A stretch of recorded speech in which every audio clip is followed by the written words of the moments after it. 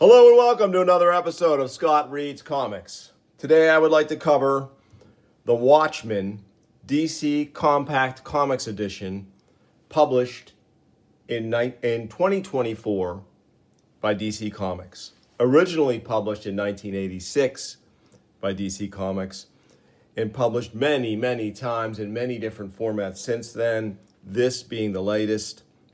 And this represents an exciting new format for DC Comics. It is a small, almost digest-sized edition of the Watchmen, all 12 issues, including all of the ephemera. And really amazing thing, one of the most amazing things about it is you get, hundreds of pages of material for $9.99, which is incredible.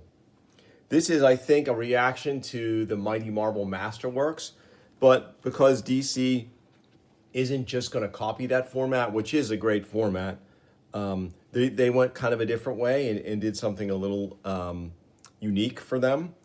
And so what we get is this amazing, affordable, easy to read, almost pocket-sized version of some of their classic comics. Now, this has been released, and at the same time, a Batman story, a fairly contemporary Batman story called The Court of Owls, has also been released in this format. I was super excited that they were going to release a bunch of other older classic Bronze Age or Copper Age stories in this format. I went on Amazon and was pretty disappointed to see what's coming. It's nothing that I would want to get, really. I didn't think there was a single thing in there that I would be interested in as a classic comic reader, mainly, not a consumer of modern comics. So we'll see. Maybe the format will expand if it's highly successful. I think it will. I could see libraries snatching these up. I could see most major booksellers carrying them simply because they're so affordable and they'll make the comics so much more accessible. But I would love to see books like Crisis on Infinite Earths reprinted in this format. How about Camelot 3000? Just off the top of my head, thinking of 12-issue series that they could do.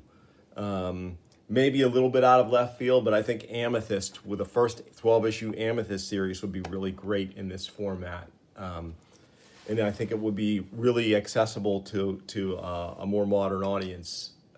It's just a great story, a fun story. But you can check Amazon and see maybe some of the stuff will be interesting to you. All-Star Superman was the most interesting thing on that list to me, and I probably won't buy it because I'm not a big Superman fan. I'm just not. Real quick though, ironically, the comic I grabbed to show you a size comparison features Superman on the cover, drawn by the amazing Steve Rude, of course. This Legends of the DC Universe, Superman's pal Jimmy Olsen. Just a convenient book to show us a size comparison between this DC Compact Comics edition of the Watchmen and a regular size comic, modern comic at least. So there's not a lot I can say about Watchmen that hasn't already been said by far more eloquent, far more erudite reviewers online. So I would refer you to those videos on YouTube. But I will go through this just to show you what the format looks like and make a few comments. First things first, when this was coming out, I bought it, but it was really, I was 15, 16 at the time, very still much into just straight up superhero comics. And while this ostensibly is a superhero comic, it really isn't. There's a lot more going on here. It's a deconstruction. That's a term that gets thrown around a lot, but I think it applies here. In a love letter at the same time from Alan Moore, who's just an absolute genius. I don't think that's a groundbreaking statement I'm making there. But more important, as a teenager, I didn't appreciate the absolute genius of Dave Gibbons. He is incredible. He is a penciling powerhouse. And he's doing the inks here too. And he's also doing the letters.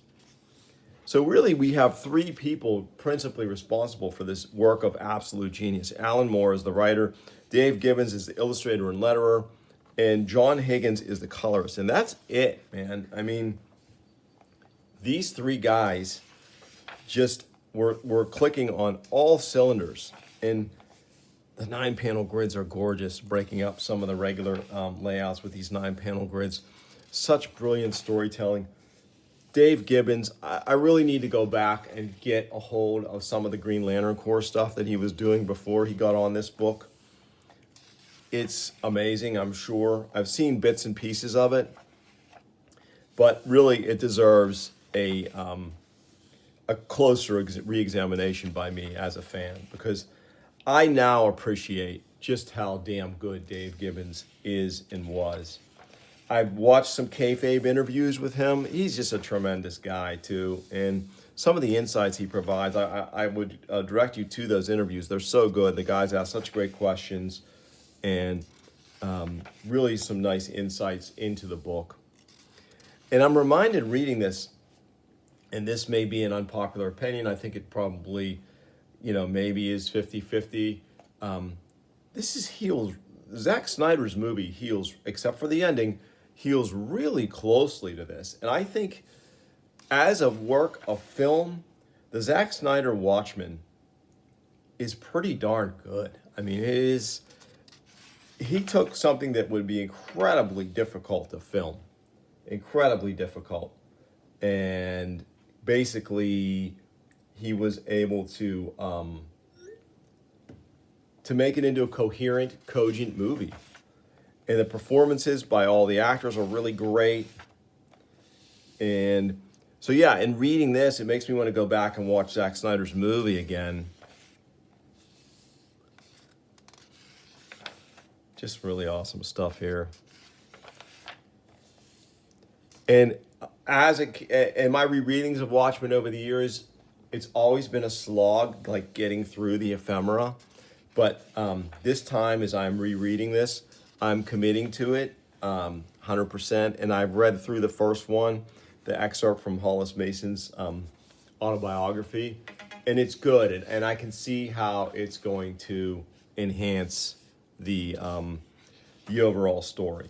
Everything kind of fits together. Nothing is done by accident. Nothing is done at random. Alan Moore is planning this. He's like a master conductor, and Gibbons is the whole one-man orchestra there, along with the colorist, obviously. So, yeah, the color reproduction is really nice in this format. Again, like I was reading it a little bit in bed last night, reading it in my chair. Super pleasing to read. Not shiny paper. I love the choice of the paper here. It's got a nice feel to it and reproduces the colors and the artwork really well. So, as folks know, Alan Moore wanted, or you may or may not know, Alan Moore wanted to use actual DC characters, characters that DC had acquired, and he couldn't use those characters because DC didn't want them to be shown in this kind of negative light, because this is very much an adult comic. I mean, there's a lot of heavy stuff in this. I mean, it's super heavy. So he basically made pastiches of those characters, and Dr. Midnight is basically Captain Atom, and you can, like, Rorschach is the Question. You can go on and on making the comparisons. And a comedian, what a character! Just a incredible, just a real bastard of a character, but also, probably in the truest sense of the word in the story, he's the character who most knows himself, who's most comfortable in his own skin, because he is unapologetically evil. But what he thinks he's doing is correct and right, and so there is no shame in anything that he does.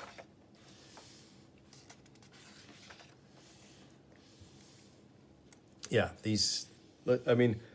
Moore can be incredibly wordy in this, verbose.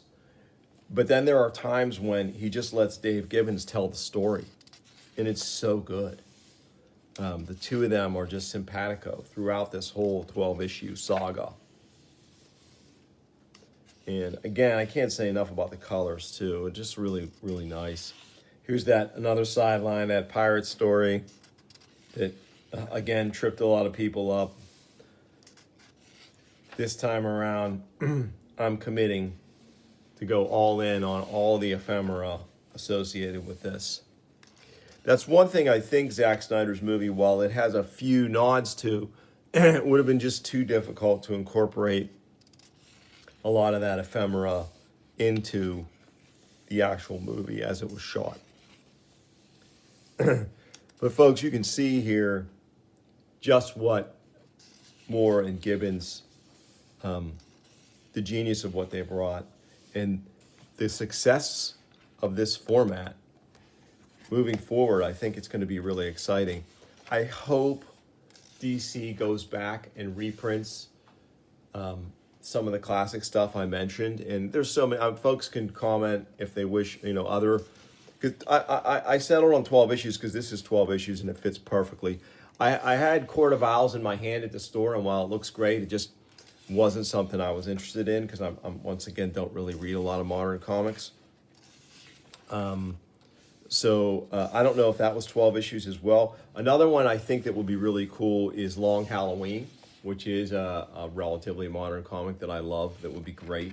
And I think that was 12 issues. So that would be another great one with Tim Sale and Jeff Loeb to consider putting in this format. I'm sure there's others as well. I was trying to think of a Legion of Superheroes run that could be like clipped into 12 issues. I mean, maybe something encompassing the Great Darkness Saga and the issues after it would be awesome, but it might be kind of random. I don't know. You could go Legion, maybe 288 to 300 would be a great series to bit of the series, and then you'd get the essence of the Levitz, Giffen, Malstedt run in those issues. I happen to really love that run of issues before, during, and after the Great Darkness Saga, leading up to issue 300. And then they're going to, after about another year later, they're going to transition into the Baxter series, and then Giffen would leave the book, and Steve Lytle would take over for a little while, and he was great too. But yeah, this stuff is so good. This scene was so great in the movie too, and it's really they give it a little more detail in the movie, which is cool. This scene, of course, very faithfully reproduced, the love scene. And yeah, the Night Owl is my favorite character in this story. I really like him. I think he's almost like your POV character, your sort of like your sympathetic character. Although some of the other characters too. Miss Jupiter, obviously. I mean, she's in a tough spot. And when Rorschach is just all just conviction, just 100% conviction. In the same way that the comedian was convicted to his ethos, Rorschach is convicted in his ethos. And the prison scenes are just so incredible. And again, I love the movie version as well.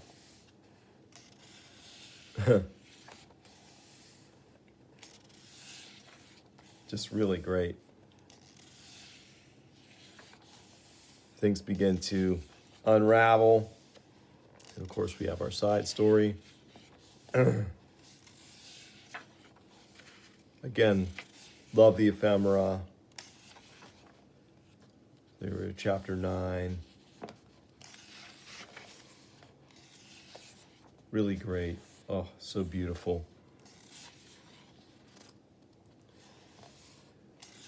I don't know if Dave Gibbons is doing anything now for DC or for anyone for that matter, or if he's just doing shows or what it is that he's doing. But if he did something again, I would certainly look at acquiring it because his stuff is just really nice. And I have to see if that Green Lantern stuff he did was ever collected. I mean, I can certainly grab individual issues. We have so many great comic shops in the area here in Pittsburgh, but sometimes it's fun to have a collection too.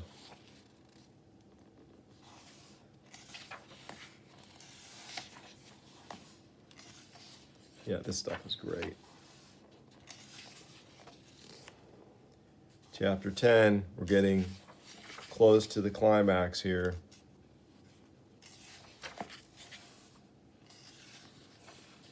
I love the casting of Jackie Earle Haley as Rorschach in the movie too. Thought it was really great. All the casting I think was spot on.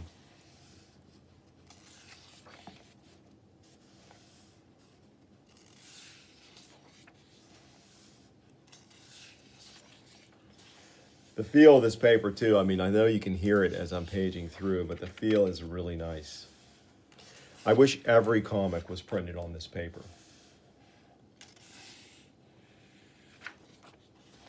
Here they are in the Arctic, or is it the Antarctic? I forget. And of course,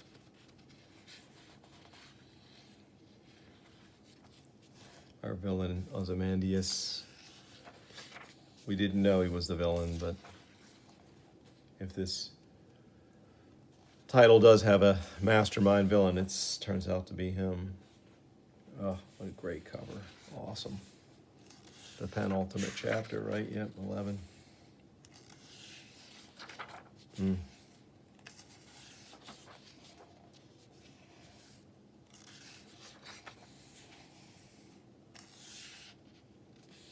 Of course, just as in the movie, his contributing scientists pay the ultimate price because they cannot know the secret.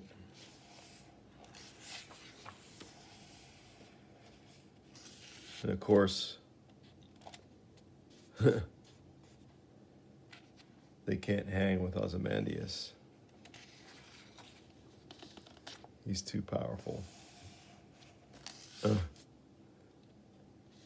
Rorschach, he's like a dog. He never gives up, dog on a bone.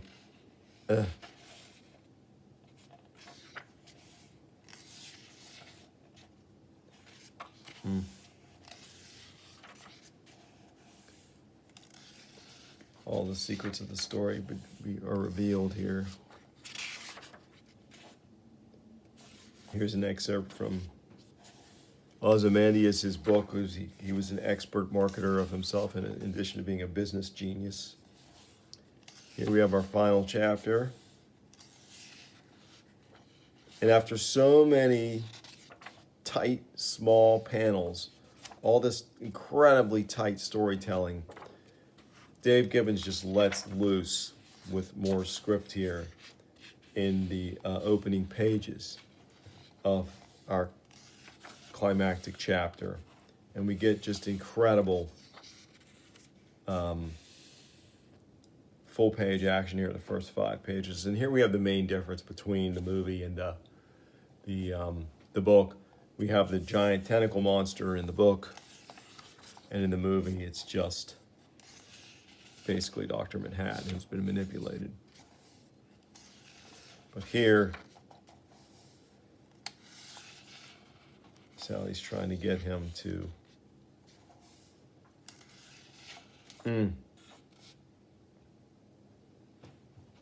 intervene. He tries to intervene. Oh, this panel's incredible here. Just the negative, the black used there, and the stark white is just really great.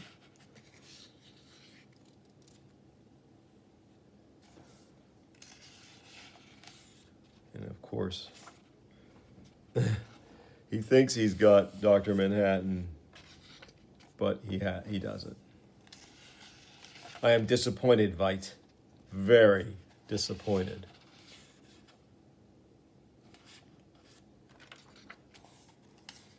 So they realize, of course, that Veidt may have brought the world together, and they need to let the secret of what really happened go unrevealed. But Rorschach, so convicted, so principled, he can't do it. And this is that classic confrontation. And so great. He's happy that she's found love with Hollis. Or with Dan, I should say. Hollis was his predecessor. And we have our denouement. And that's it. So yeah, exciting new format from DC Comics. Awesome. For $9.99, how can you resist? If you're a fan of Watchmen, if you have it in other formats, if you're new to Watchmen, I urge you to grab this thing. Find it in your comic shop or bookstore or on Amazon, wherever you buy books. And check it out, because I think if we support this format, we increase the likelihood of DC getting a little more bold with it and reproducing some older stuff, some classic stuff, I hope, at some point. So we will see. I hope you enjoyed this episode. If you did, please like and subscribe. Tell your friends, and I'll bring you more soon on Scott Reads Comics. Thanks for watching.